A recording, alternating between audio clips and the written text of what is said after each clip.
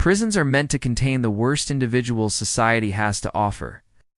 But behind those locked doors, there are inmates who stand apart even among criminals, people so dangerous that their violence did not stop after sentencing. Some of them continued killing, manipulating, and terrorizing others inside prison walls. In this video, we examine 10 of the most terrifying prisoners ever known, men whose presence turned prisons into living nightmares. Number 10. Billy Joe Johnson.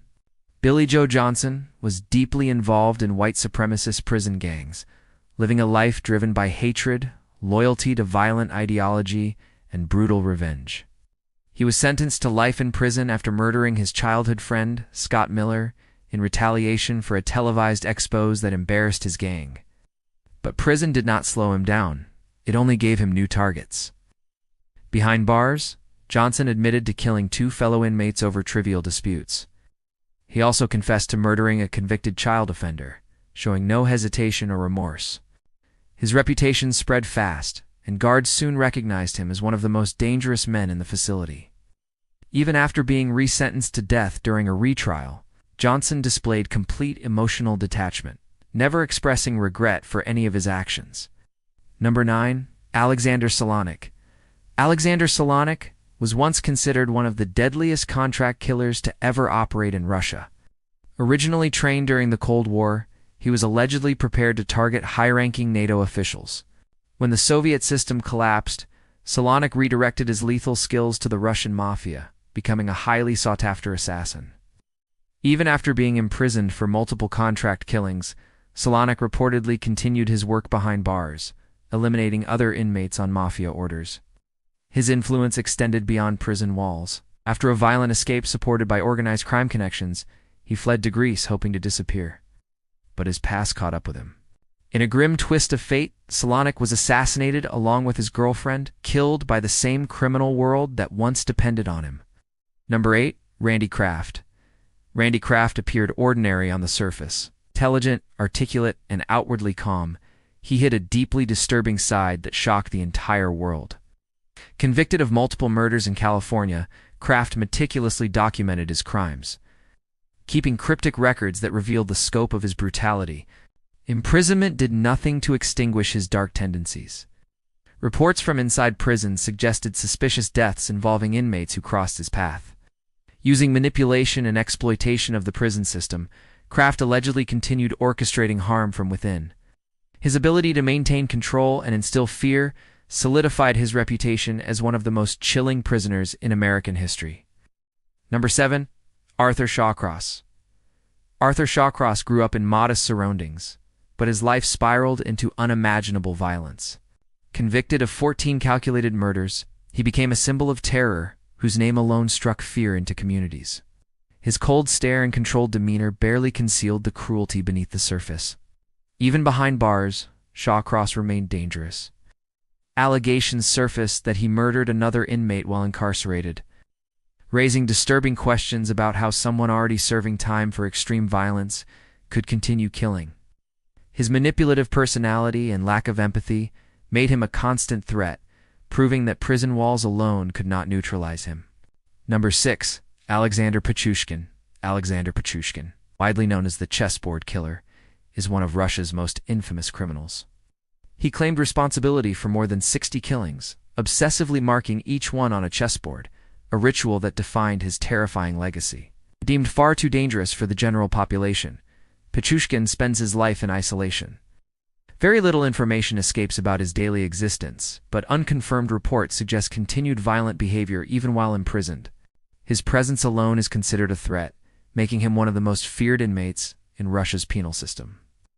Number 5. Christopher Scarver. Christopher Scarver is widely known as the inmate who ended the life of notorious serial killer Jeffrey Dahmer.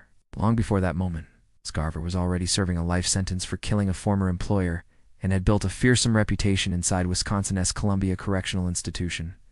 When Dahmer, infamous for his crimes, many of which targeted African-American victims, became Scarver's fellow inmate, tensions quietly grew. Scarver later stated that learning the full extent of Dahmer's actions deeply disturbed him.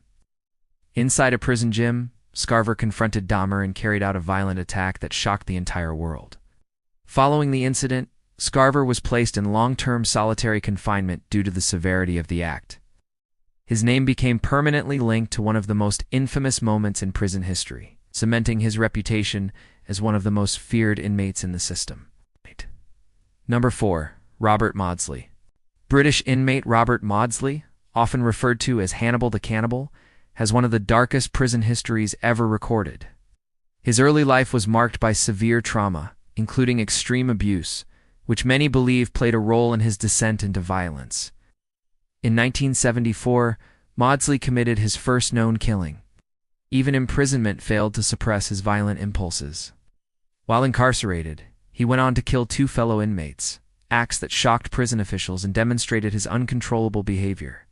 Due to the extreme danger he posed, authorities constructed a specially designed, isolated cell within Wakefield Prison, often referred to as a prison within a prison.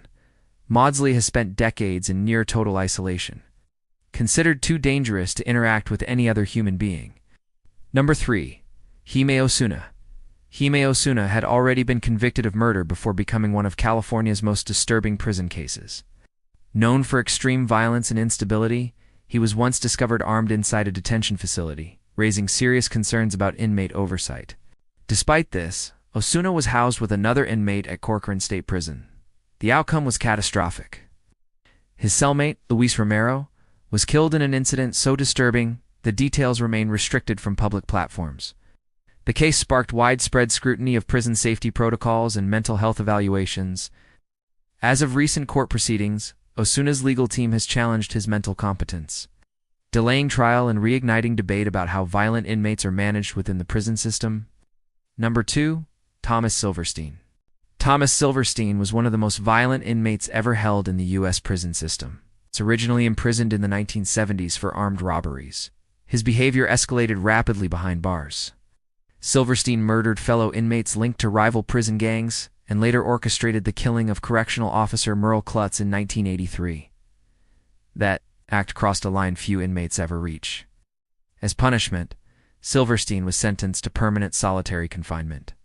He spent over 36 years alone in a specially constructed cell under constant lighting and extreme isolation. Human rights groups criticized the conditions as psychological torture. His confinement directly influenced the design of a DX Florence, America's most secure supermax prison. Number 1. Pedro Rodriguez Filho. Pedro Rodriguez Filho, also known as Pedrino Matador, is one of the most prolific killers in modern history. He claimed responsibility for more than 100 killings, including dozens committed while incarcerated. Violence entered his life early. As a teenager, he killed for the first time, and his brutality intensified after his fiancée was murdered by a criminal gang. In retaliation, Filho carried out a violent revenge attack that left multiple people dead. Perhaps his most chilling act occurred in prison, when he encountered his own father, imprisoned for murdering Filho's mother. Filho stabbed him repeatedly, declaring it an act of justice. Despite his history, Brazilian law limited maximum prison sentences, leading to his release in 2007. Today, Filho maintains an online presence where he attempts to reframe his past, a reality that continues to shock audiences